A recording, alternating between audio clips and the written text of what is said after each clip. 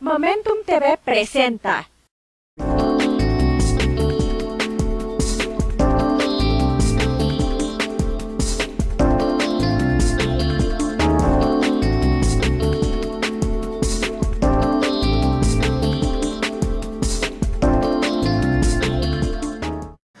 Bienvenido a Momento Corporativo, como siempre, pues trayéndoles las noticias más relevantes del país.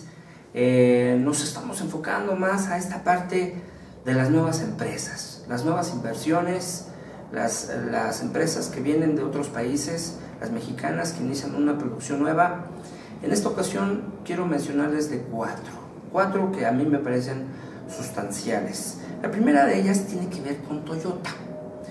Toyota va a invertir en Guanajuato 1.300 millones de dólares en una nueva planta.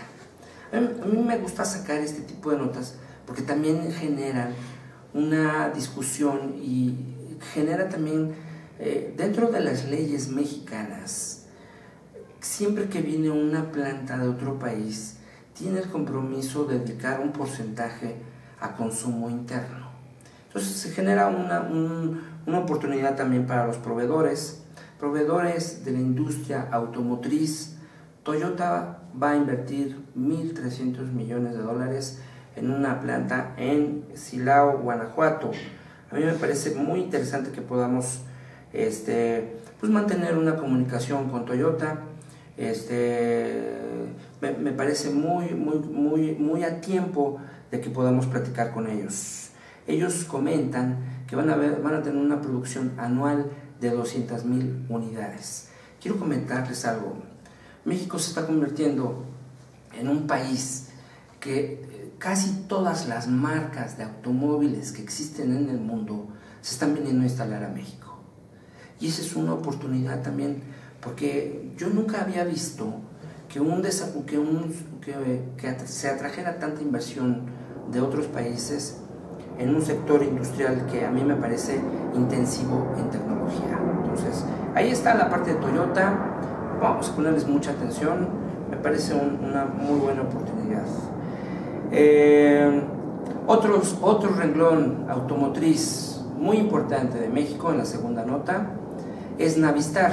Navistar es una empresa que produce tractocamiones, esos camionzotes grandototes de equipo muy pesado. Fíjense que hay 12 marcas que producen en México camiones de esas dimensiones. Yo pensaba que habían 2 o 3 marcas, no, hay 12, son 160,000 unidades, el 80% de toda la producción sale a otros países. Me llama mucho la atención que no solamente es el auto los autos de capacidad pequeña, sino también hay camiones muy pesados. La tercera nota tiene que ver con Oshkosh. Ustedes saben, esta empresa de Oshkosh produce equipos de elevación, maquinaria y equipo de elevación. ¿Qué es lo que hacen? Son unos camiones enormes que tienen como unas grúas, y esas grúas van levantando con unos brazos mecánicos a los trabajadores. Los edificios que requieren una reparación a 6 pisos, vamos a poner 5 pisos, utilizan esta maquinaria que utiliza Oshkosh en México. Bueno, lo importante de Oshkosh es que va a invertir 800 millones de dólares, van a tener empleos permanentes por 1.200, y esto va a estar en el estado de León. Fíjense, hablando de posición geográfica del país, la posición geográfica de mayor consumo intenso en tecnología y crecimiento económico es la zona de Bajío. Desde mi punto de vista, esta zona está desarrollándose mucho.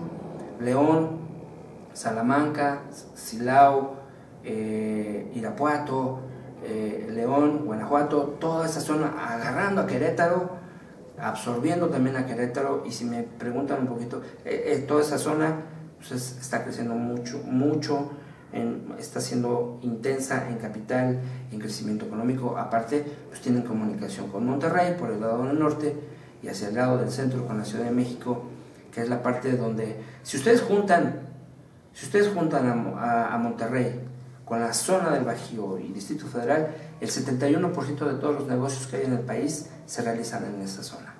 71%, vamos hablando geográficamente del país, ¿no? Como último, quiero platicarles la posición que está ocupando Guanajuato a nivel nacional. Nos parece muy relevante esto. Vamos a tener algún enlace, estamos haciendo muy buenas relaciones con grupos empresariales de Guanajuato y pronto van a tener videos de esta región. Muchísimas gracias. Bueno, vamos a ir a un breve corte para seguir hablando de todo lo que ocurre en el mundo de los negocios y regresamos. No se vayan.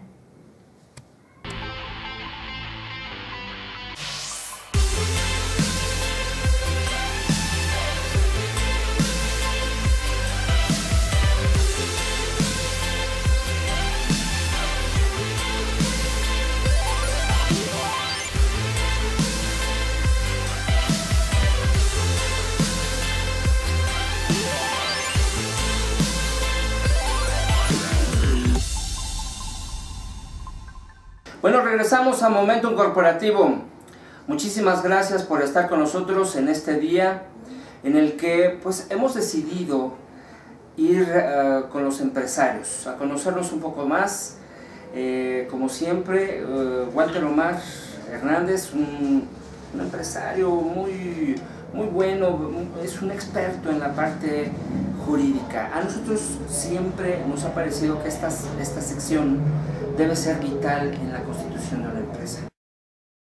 Me da mucho gusto que estés con nosotros el día de hoy, Walter, porque fíjate que ha pasado que hemos estado platicando un poco acerca de la cobranza. Muchas veces las empresas no terminan por aceptar que la cobranza es una parte vital. Cada vez ocupa un mayor porcentaje de sus activos. Bueno, pues es un activo, ¿no? Pero también te está generando un costo. ¿Qué opinión tienes tú de esto, Walter? Muchas gracias. Gracias, Rodrigo. Pues como siempre te agradezco a ti, agradezco al programa la amable invitación. Ahora tuvimos la enorme oportunidad de recibirlos en casa, cosa que agradezco esa gran deferencia. Y efectivamente la cobranza es fundamental. La cobranza es fundamental en todas las empresas porque es el medio mediante el cual el pasivo que tenemos regresa. O sea, lo que nosotros hacemos, por ejemplo, en consultorio jurídico es que regresamos ese dinero que por alguna razón no había sido incorporado a la empresa, regresa a las cuentas de las empresas. Entonces, eso es vital. Una empresa sin recursos no puede funcionar. Entonces, el ciclo de la cobranza es necesario. Todos cobramos, pero no todos lo hacemos adecuadamente o con la experiencia que nosotros tenemos o con los recursos tecnológicos y desde luego humanos que nosotros tenemos. Entonces, el ciclo de la cobranza es vital para cualquier empresa. Las empresas si no cobran se mueren, ¿no? Es importante ese ciclo. Para eso hay tiempos, desde luego. Entonces hay que saber qué tiempo es el idóneo para hacer una cobranza extrajudicial, una cobranza administrativa e incluso una cobranza judicial. Walter, ¿por qué en ocasiones los empresarios le temen a cobrar? ¿En qué problemas? Yo he escuchado la frase que llegan a decir, no, me voy a meter en problemas, yo no sé cómo va a reaccionar el otro. ¿Qué le dirías tú a esas empresas que les da ese temor por cobrar? Los mexicanos somos en términos generales malos para cobrar, porque ¿cómo le vamos a cobrar a un amigo? O si le cobro a ese cliente lo voy a perder. Son a veces algunos de los argumentos falaces que los empresarios pensamos. La verdad es que una venta se cierra cuando se cobra. Entonces, de nada sirve haber colocado mucho crédito, haber vendido muchos productos o muchos servicios y no te los pagan. No sirve de nada. A esos empresarios que por alguna razón ellos consideren que es mejor no cobrar, pues yo les doy el consejo que lo intenten. No pasan absolutamente nada. Lo peor que pueda pasar es que pierdan un mal cliente. Y eso jamás puede ser algo malo. Yo los invito a todos ellos a que ejerzan sus acciones de cobranza de manera inicial de forma extrajudicial Si eso no funciona, pues hay que subir el nivel de nuestra gestión de cobro y para eso la ley prevé muchos mecanismos para hacer cumplir las obligaciones que ellos inicialmente se obligaron, ¿no? Walter, ¿qué llega a suceder? ¿Qué porcentaje llega a ser? Yo me he encontrado casos donde las empresas dicen, híjole, está creciendo el porcentaje de mis cuentas por cobrar en relación a mis activos, poquito, ¿no? No es demasiado. ¿Qué pasaría si recobraran toda esa? ¿Es posible, hablando de consultorio jurídico, esta empresa que tú diriges, Walter, en tu experiencia, es posible que se pueda recuperar toda la cartera? Te diría que no, depende del cliente en términos generales.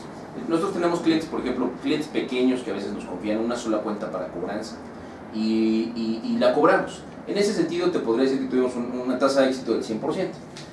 Pero en términos generales cualquier empresario que coloca un producto, un servicio, y no se diga de las financieras, es parte de su riesgo. O sea, cuando una financiera, que generalmente son nuestros principales clientes, aunque no son los únicos, las financieras ya tienen como parte de su riesgo un porcentaje de no cobro, que de hecho te lo cargan a ti en las tasas de interés. Por eso las tasas de interés tan altas se dan en muchos sentidos, porque hay mucha gente que no paga, y entonces por eso es que si más gente pagara, las tasas de interés serían bajísimas, ¿no? Como en otros países del primer mundo. Las empresas ya ven dentro de sus márgenes de riesgo el no cobro. Siempre, cualquier empresa, sobre todo financiera, que va a dar crédito de continuo, sabe que va a haber cartera que no va a poder cobrar. Pero incluso esa cartera que no va a poder cobrar, nosotros les podemos ayudar, porque la ley del impuesto sobre la renta prevé la deducibilidad cuando se ha acreditado la imposibilidad de la práctica de cobro. Entonces nosotros lo que hacemos es que judicialmente requerimos el pago. El actuario que tiene una fe judicial nos dice generalmente que el deudor no vive allí, lo razona. Esa persona que tiene una fe judicial, tramitamos una copia certificada de esa razón actuarial, elaboramos un dictamen con hoja membretada, con firma autógrafa, con básicamente como las autoridades hacendarias lo solicitan, y ese documento se lo damos a los fiscalistas de las empresas para que ellos puedan eventualmente deducir de sus impuestos esas cuentas no cobradas. Entonces el ciclo continúa y podemos ayudar en muchos factores, ¿no? Muy bien. Si comparáramos a México con otros países del mundo, ¿cómo está el empresario en relación con otros países en este renglón de las cuentas por cobrar? ¿Qué notas tú en la conducta del empresario mexicano? Qué pregunta tan complicada hiciste, la verdad, de verdad, qué complejo. Hay otros países, por ejemplo, que tienen, Brasil, por ejemplo. Brasil, hablando de derecho comparado, ellos tienen un mercado regulado desde hace más de una década. Y entonces el empresariado brasileño se acostumbra a ese mercado regulado y en teoría eso ayudaría a que el cobro fuera más eficiente. Eso es una teoría. En Chile, por ejemplo, nuestros compañeros chilenos van a crear recientemente, ahora en julio, su asociación de profesionales en cobranza. Ahí se agrupan a las empresas que se dedican a eso, pero Chile es un mercado que tiene mucho más desarrollada la parte de la gestión de cobro que nosotros. O sea, los empresarios están más acostumbrados a no caer en mora, digamos, ¿no? Hay mucha competencia financiera, más que en nuestro país, y hacen que pues, la gente pague, ¿no? O sea, la gente se preocupa por sus estatus, por sus burós de crédito, digamos, y entonces esa cultura financiera que tienen los chilenos, por ejemplo, hacen que su cultura de pago sea mucho mejor que la nuestra. Los mexicanos, lamentablemente, no tenemos una cultura de pago tan buena, ¿no? O sea, al mexicano hay que estarle recordando su obligación de forma continua, constante. Eso es lamentable, eso no está bien, pero es quizás, y no es una justificación, pero es quizás parte de nuestra cultura. Fíjate, yo alguna vez trabajé para un banco, dos bancos trabajemos, Walter. En uno de ellos, se llama Banco Capital, uno de ellos. Y este banco, ya no está en el sistema financiero, ¿no? Pero conversando con el director de Mesa de Dinero, me decía que su mamá era de Suiza, ¿no? Y me estaba comentando que en una situación donde ella estaba enferma, muy enferma, había una situación que le preocupaba mucho. Y esa situación, luego de que le preguntó, él dijo, ¿qué es lo que te preocupa, mamá? Es que no he terminado de pagar mi casa. Claro, sí. ¿No? Sí, sí, sí. Fue, digo, aquí en México diría, bueno, ya, ¿no? Y muere, ¿no? Claro. Hasta luego. ¿Tiene que ver con el nivel cultural, Walter? ¿Qué opinión tienes? Es una cuestión de cultura. Nosotros en México no tenemos cultura de pago, que es parte de lo que las agencias de cobranza hacemos. Lo que nosotros fomentamos es una cultura de pago. Al final, en alguna entrevista anterior, yo te comentaba sí. que el crédito viene de un latinismo, que significa que es credere y significa creer. O sea, el crédito significa que alguien confió en ti de tal suerte que te otorgó un crédito, porque tuvo confianza en ti, ¿no? Ahora, la confianza no se debe defraudar. Ese es un principio moral, ¿no? Un principio quizás digamos hasta ético. De ahí nace por el derecho algo que se llama teoría general de las obligaciones. Y entonces, cuando yo te doy algo, cuando yo te presto en este caso dinero para que tú lo utilices para el efecto que sea, un crédito hipotecario, automotriz, el que sea, tú estás obligado a darme algo a cambio. Generalmente a lo que tú te obligas es a darme a mí dinero, ¿no? Y los mexicanos tenemos muy mala cultura de pago. Parece que el dinero que nos dan es como para que nos lo gastemos y que no respondamos por él, ¿no? O sea, te lo digo de verdad. Y entonces, también el mexicano tenemos múltiples acreedores. Y entonces, generalmente, a la persona que le pagas, generalmente es a la que más está presente en tu memoria. O sea, al que de manera más frecuente te recuerda de tu obligación de pago. Por eso es que es importante la gestión que hacemos nosotros como empresa de cobranza, porque lo que nosotros hacemos es estar en la mente de nuestros deudores de forma frecuente recordándoles su obligación para que la cumplimenten. De otra manera, el mexicano se pudiera incluso olvidar de su obligación. O sea, si tú no le cobras a alguien, puede pensar que el dinero que le diste lo regalaste. No, de verdad. Bueno, es que tú nunca me dijiste que te lo tenía que pagar en tal fecha. O incluso le dices y dices, bueno, es que tú nunca me dijiste que te tenía que pagar un interés por ello, ¿no? O no sé, hacen de una deuda algo personal, cuando en realidad no debiera ser así. ¿Qué reacción tiene la gente cuando una agencia como la tuya, como una empresa como la tuya, se acerca a un deudor? ¿Cuáles son las reacciones de la persona que debe el dinero, en tu experiencia? A nadie le gusta que le cobren.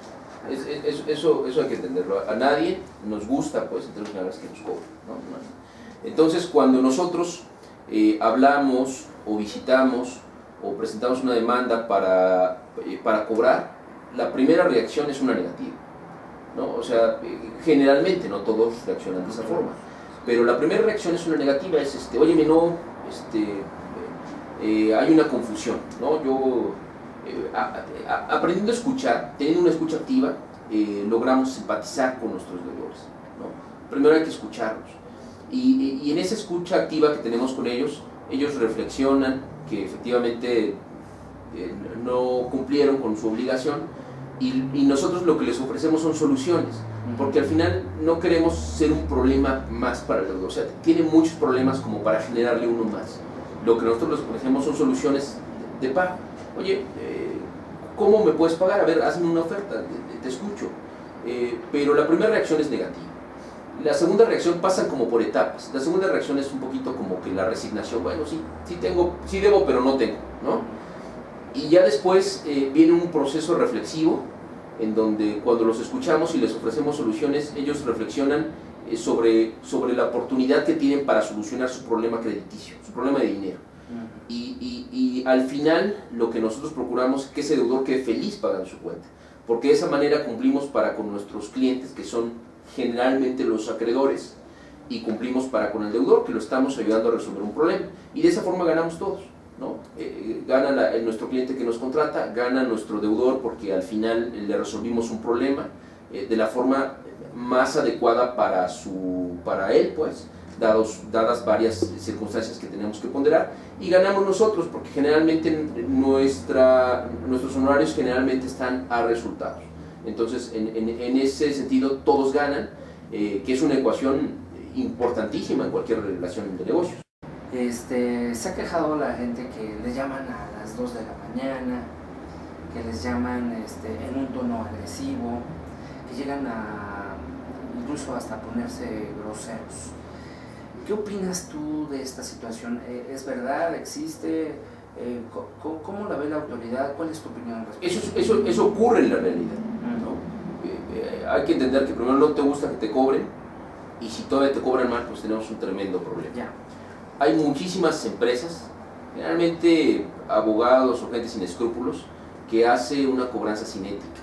Eso está mal. Eso tan está mal que la autoridad recientemente ha emitido a través de la Conducef disposiciones generales para regular la cobranza, ¿no?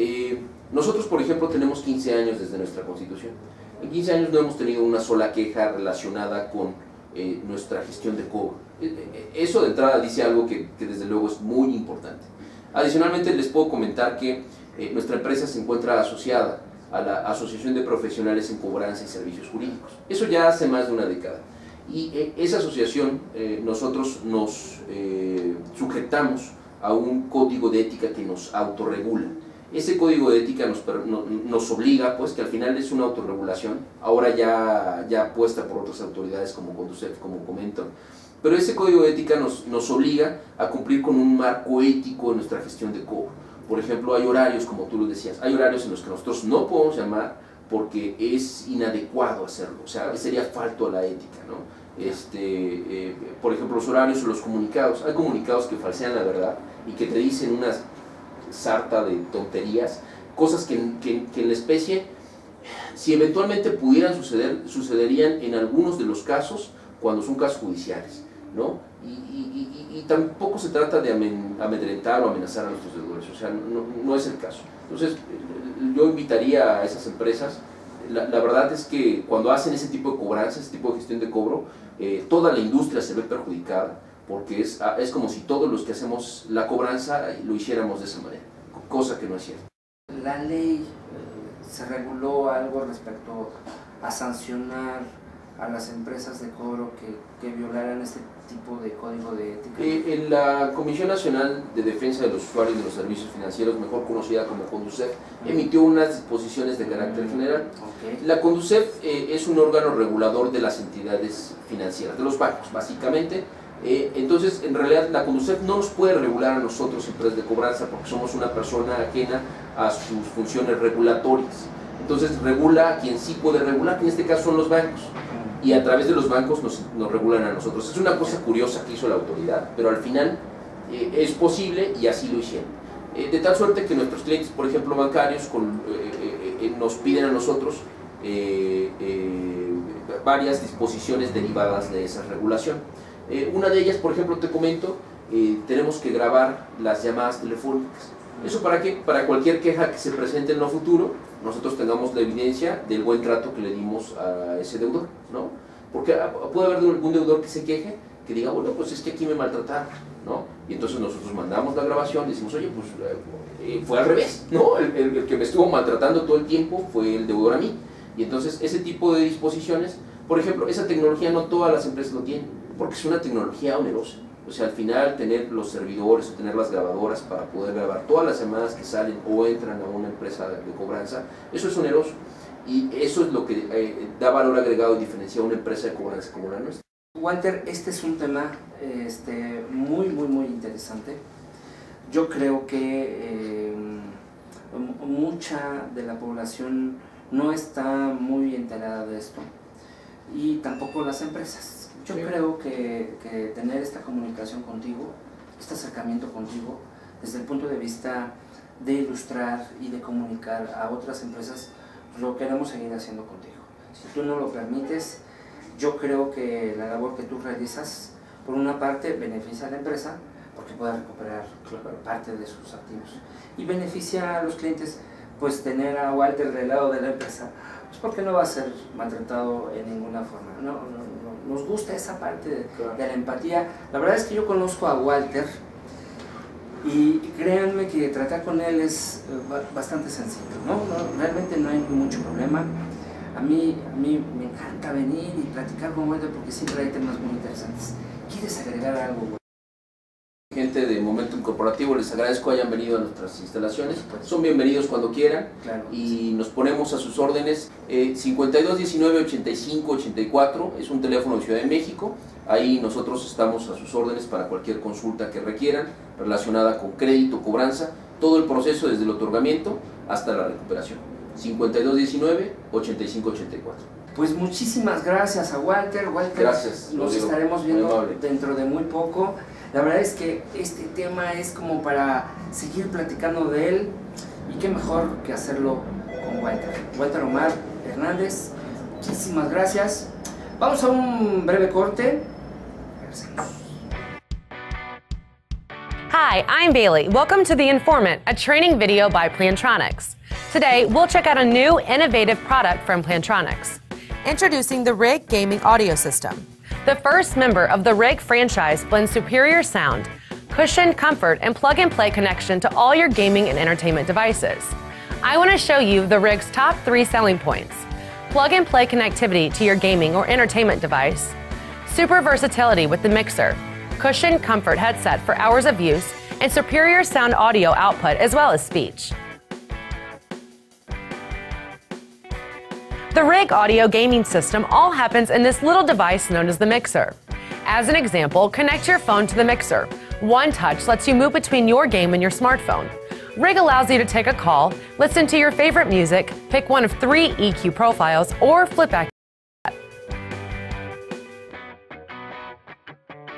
The RIG is flexible and goes with you thanks to its 2 swappable microphones. Just change out the boom mic for the Stealth inline mic for music and gaming on the go. The noise-canceling boom mic blocks background noise for conversations, while the Stealth inline mic includes mute and call controls. No matter where you are, the audio is stunning with precision stereo and crystal clear voice.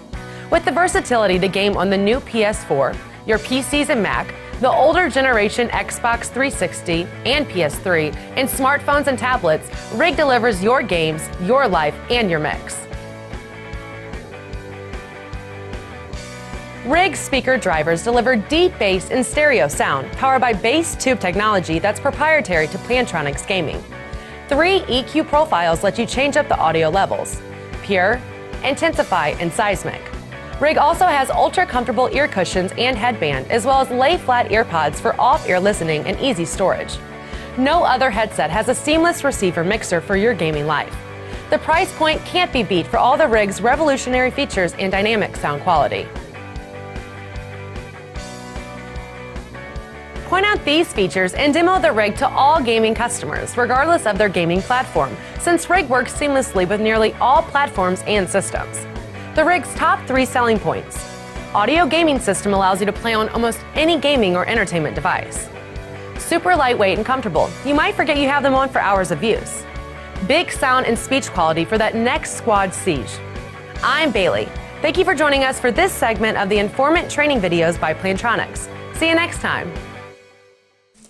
Buenos días, me llamo Adriana Núñez, soy la directora de CAP 14. En esta ocasión hablaremos de la modalidad 4, que se refiere a la actividad de investigación privada de personas, vehículos, etc.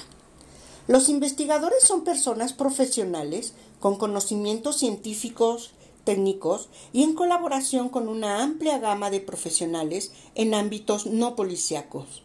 Elaboran para un caso específico la metodología de trabajo que en particular se requiere, por lo que difiere según lo que se investigue, ya sean personas o bienes. Existen diferentes escenarios y los investigadores examinan si los descubrimientos en un escenario son aplicables a otros y en qué medida. Los investigadores sociales no eligen lo que les gustaría investigar, sino que se les está dado. Su campo de acción es súper amplio, ya que tienen que investigar lo que se les solicita. Para eso, posee por enseñanza desde su escuela matriz una metodología de trabajo, con un sustento teórico de la forma como hacerlo y en un encuadre legal de nivel nacional y de derechos humanos a nivel internacional. que prescribe por mandato constitucional que debe darle eficiencia y eficacia al derecho, contribuir a resguardar la seguridad privada en concordancia con un respeto irrestricto de los derechos esenciales que emanan de la naturaleza humana. Normas también de rango constitucional en virtud de los tratados internacionales. El escenario ideal para la investigación es aquel en el cual el observador obtiene fácil acceso, establece una buena relación inmediata con los informantes y recoge datos directamente relacionados con los intereses investigados. El investigador debe negociar el acceso. Gradualmente obtiene confianza y lentamente recoge datos que solo a veces se adecúan a sus intereses, dependiendo del interés que exista de las personas a entrevistar. En el esclarecimiento del hecho de interés es que encontraremos fácil o difícil acceso a un escenario determinado. Difícilmente es un escenario neutro. Así, por ejemplo, los familiares interesados en la investigación facilitan toda la información que tienen respecto de ella, se esfuerzan en recopilarla, facilitarla, interpretarla, entregarla a los investigadores.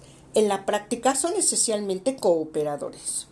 El escenario opuesto se encuentra por el lado de quienes son responsables de la investigación, que hacen todo lo posible para su ocultamiento, entorpeciendo el trabajo de la investigación en la medida de sus posibilidades.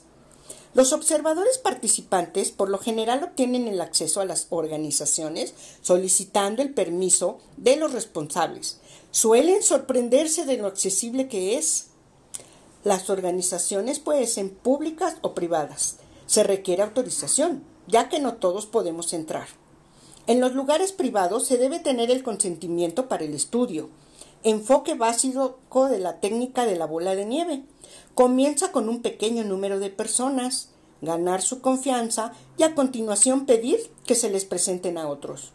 Después, comprometerse con quienes se desea estudiar y concurrir a los organismos y organizaciones que sirve a las personas en que se está interesado.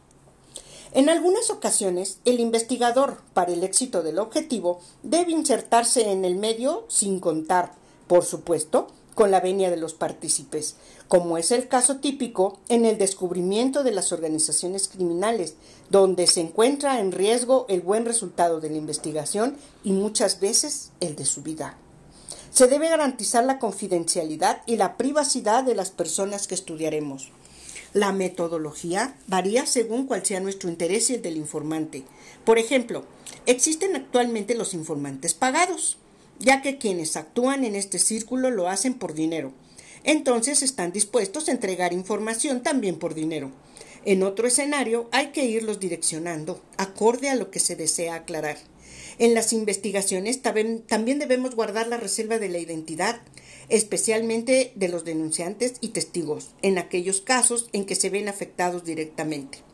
Bueno, para recapitular, la actividad de los investigadores privados necesita la autorización de la Secretaría de Seguridad Pública y debe ser otorgado por personal especializado. Para mayores informes sobre esta y las otras modalidades de seguridad privada, llame por favor al 41 68 94 14. Soy Adriana Núñez y los espero en la próxima cápsula de CAP 14, donde volveremos a tocar temas de seguridad.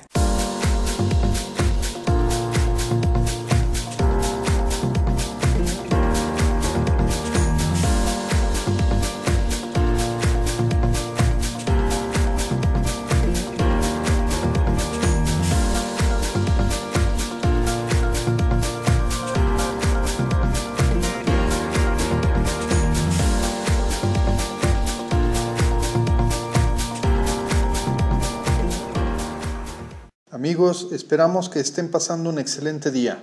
Como cada semana, les damos la bienvenida a la sección de asesoría arancelaria. La semana pasada hablamos sobre la sección 4 de la tarifa. Explicamos qué se clasifica en los capítulos del 16 al 24. En semanas anteriores hemos platicado que se clasifica en los capítulos del 1 al 15.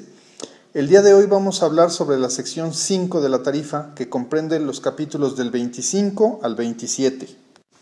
Ok, en la sección 5 vamos a clasificar todos los productos en bruto, ya sean lavados, quebrantados, triturados, molidos, pulverizados, tamizados por separación magnética o por cualquier otro procedimiento mecánico o físico, excepto la cristalización. En el capítulo 25 vamos a clasificar los minerales que ya tienen un uso así tal y como se exportan de la naturaleza. Por ejemplo, la sal, el azufre, las tierras o piedras preciosas, el yeso, cal, cemento. En el capítulo 26 vamos a clasificar los minerales que van a ser extraídos de la piedra que los contiene. Es decir, aquellos minerales que no han sido purificados. Por ejemplo, el aluminio, el cobre, la plata, el cromo, el plomo. Hay otros minerales difícil de explicar, difícil de pronunciar, el tantalio, uranio, el torio, niobio, vanadio. Todos esos minerales se clasifican en el capítulo 26. En el capítulo 27 se van a clasificar los combustibles minerales, aceites minerales y ceras minerales. El capítulo 27 tiene algunas particularidades. Por ejemplo, de las partidas 2701 a la 2708 se van a clasificar los combustibles minerales y sus aceites. En las partidas 2709 a 2711 y la 2713 se van a clasificar los aceites del petróleo y los productos de su destilación.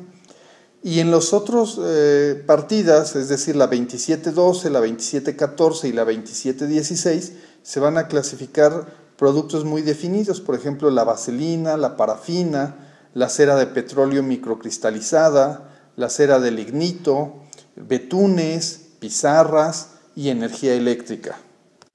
Amigos del auditorio, la sección 5 de la tarifa es muy pequeña, como ustedes lo acaban de ver, pero tiene muchas particularidades que hay que revisar y hay que estudiar a conciencia.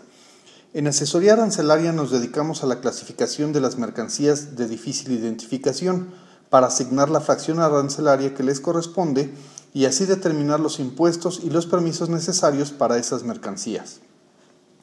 Nosotros podemos ayudarles a tramitar esos permisos de importación. Contamos también con un departamento legal en materia aduanal para apoyarlos en los casos de abuso de autoridad, de PACOS, PAMAS, que son las sanciones más recurrentes dentro de las aduanas. Tenemos también un departamento de capacitación. En el mes de abril vamos a tener 2 cursos bien interesantes. El primero es el 17 de abril y es en defensa en materia de PACOS, que son los procedimientos administrativos por contribuciones omitidas, y los PAMAS, que son procedimientos administrativos en materia aduanera. Eso es el 17 de abril. El segundo curso que vamos a tener es el 24 de abril y ese es sobre la clasificación arancelaria, pero enfocándonos en los capítulos del 25 al 29. El día de hoy solo dimos la introducción de lo que se clasifica en los capítulos del 25 al 27. En el curso vamos a tratar hasta el capítulo 29, del 25 al 29. Si ustedes están interesados en asistir a cualquiera de estos cursos, llámenos por teléfono y díganos que nos escucharon en Radio TV. Les podemos hacer un buen descuento y armar un paquete si es que van varios integrantes de la empresa. Nos gustaría mucho poder recibirlos y atenderlos en el curso. Amigos, no se pierdan la próxima semana esta cápsula porque estaremos hablando de temas bien interesantes en cuanto a la importación y exportación de mercancías. Les voy a dejar un teléfono para que nos puedan externar sus dudas y esperamos poder asesorarlos oportunamente. Uno de nuestros números telefónicos en el DF es el 3621-5202. Que sigan teniendo un excelente día y hasta la próxima. Regresamos a Momento Corporativo. Muchísimas gracias por haber estado con nosotros. Oigan, no se pierdan, el próximo viernes va a estar el doctor David Javier con nosotros. Vamos a tener una muy interesante charla con él el viernes en punto de las 10 de la mañana. Estamos estrenando plataforma también, ya estamos ahí unidos a la base con ipaf.com, www.ipaf.com. Ustedes pueden estar siempre entrando a esta parte, van a ver que hay cosas muy interesantes. Bueno, les platicaba lo del viernes, el doctor David Javier va a estar con nosotros un momentito, Ustedes saben que hay muchas cosas que hacer, pero él va a estar con nosotros. Vamos a platicar un poquito sobre lo que está haciendo Gema, sus nuevos títulos, qué es lo que está haciendo, ¿no? La parte reflexiva de este programa es que las empresas que tienen siempre cuentas por cobrar, no la dejen así, traten de recuperarlo. Hay expertos que nos pueden ayudar muchísimo a esta sección, que es muy buena, porque en las cuentas por cobrar nosotros traemos un 5% de nuestros ingresos, eso es una cantidad muy grande que nos puede servir, pues nos puede servir para la nómina, nos puede servir para hacer algún tipo de inversión y nos puede servir para muchas cosas. La verdad, yo les sugiero que le echen una llamadita a nuestro buen amigo Walter Omar Hernández, el dueño y director general del Consultorio Jurídico de Servicios Integrales. A usted, muchas gracias por haber estado nuevamente con nosotros. Vamos a estar en este formato vamos a estar en un par de oficinas, vamos a visitar a nuestros empresarios y vamos a tener un par de oficinas por ahí del área de Polanco. Estamos creciendo y estamos creciendo bien. Todo por ustedes. Muchísimas gracias por haber estado en Momentum Corporativo.